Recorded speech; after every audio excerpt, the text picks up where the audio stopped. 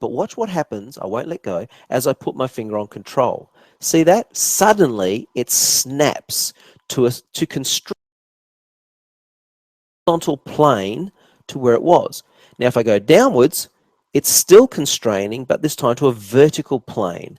Okay, so that means if I pop that over there, I'll keep my finger on control, pop that over there, finger on control. See how I can perfectly move things like that?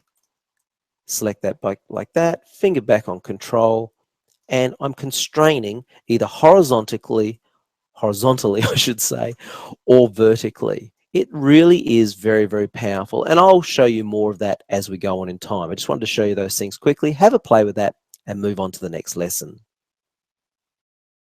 We're now on page 15 of your working file, the subject of sizing, or we could call it resizing if you like.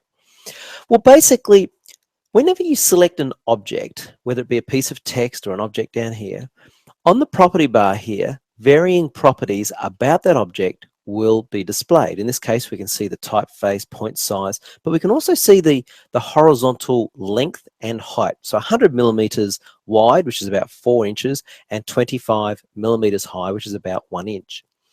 We can manually type some values in here if we need to, or the way you will most of the time work is to work with the options you can see here. And that is that you select your object and the resizing handles appear around the outside. There are two types.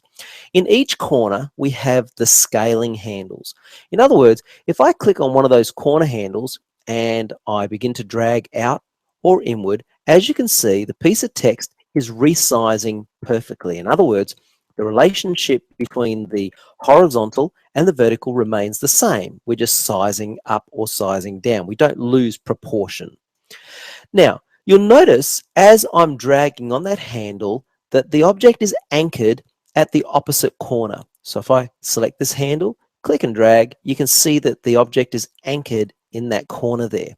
So always remember that the opposite corner will remain fixed and you'll resize out from that corner. We can change the anchor point by using this option here, Shift. If I want to make the anchor point center, I simply put my finger on the Shift key, and now you can see it's fixed in the center, and I'm resizing or scaling up or down from the center. Okay, and that can be quite handy to use. Okay, if I want to, I can type a value in up here. Now, it's very important that if I want to keep the perfect scaling, the perfect relationship between horizontal and vertical, I must turn the lock on, the lock ratio. If I don't, I'll type a value in here. So I type 100, hit enter. As you can see, it's simply stretched horizontally. So now it is no longer in proportion. So Control Z, I'll undo that. However, if I turn that little lock on, and now I type a value in of 100, hit enter.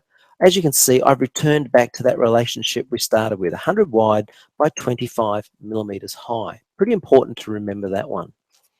Well, that's perfect scaling. Okay, now what I will do is I'll shrink this down a little, because just to help you see what I'm about to show you, constrain allows you, if you hold your finger on control, stretch out, it'll do nothing until you're exactly double the size. And again, exactly double the size. So constraining to perfect double sizes. Okay, just remember that. That's quite handy as well. Well, moving on, looking at the other handles. We have side handles. Well, of course, these do the obvious thing, and that is that stretch horizontally. So the fixed point is the other side, the anchor point. And as we stretch out, we're just simply stretching horizontally. Notice on the property bar, only the horizontal value changes. And that, of course, that's the same for both sides, I should say. The other side, always the opposite side, is anchored. Well, the same applies in the vertical, of course. The opposite side is anchored, and we can resize vertically. Well, of course, don't forget that these two options here do apply as well. So if I want to fix my anchor point in the middle, in fact, why don't we just undo that, Control Z, until I get back to my perfect scale, which I want to do.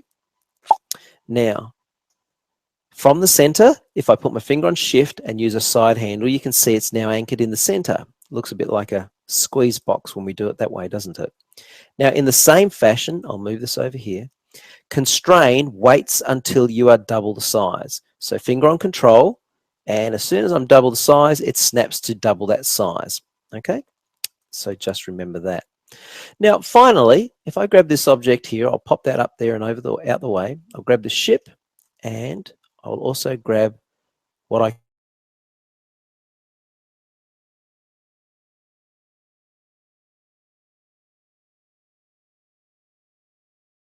wireframe mode. As you can see, there's one ellipse on top and one ellipse underneath, and then a whole